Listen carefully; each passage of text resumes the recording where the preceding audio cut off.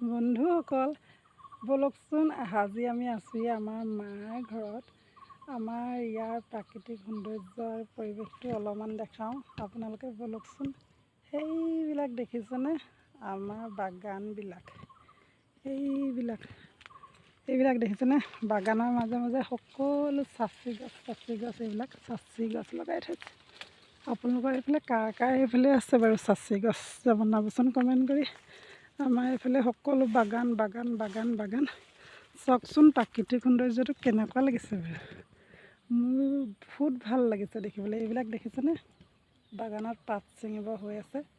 পৰিৱেশটো দেখি কেনেকুৱা ধুনীয়া লাগিছে। আৰু মাজে মাজে সকলো চাচি গছ এইবিলাক চব চাচি গছ।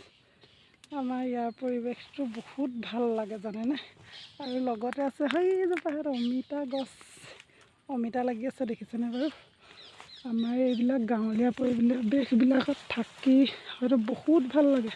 আমাৰ সেই চাইডে পাচলি খেতিবিলাক সেইবিলাকহে আছে, কিন্তু ইয়াত সকলো বাগান দেখিছেনে? চাওকচোন কিমান ভাল লাগিছে বাগানৰ পৰিৱেশবিলাক দেখি। মাজে মাজে চাচি গছ আৰু বেলেগ কিবাকিবি গছো বহুত আছে। এইবিলাক দেখিছেনে? এইখিনি আকৌ নতুনকৈ লগাই থোৱা বাগানৰ সৰু পুলি। এইখিনি যোৱা বছৰ লগাইছে, পাছলৈ ভাল হ'ব। এইবিলাক চব অমিতা গছ দেখিছেনে? আমাৰ ইয়াত যিহেতু মানুহবোৰৰ প্ৰায়ভাগ মানুহে অকল বাগানতহে বেছি গুৰুত্ব দিয়ে, যিহেতু বাগানেই আমাৰ ইয়াত সৰ্বস্ব।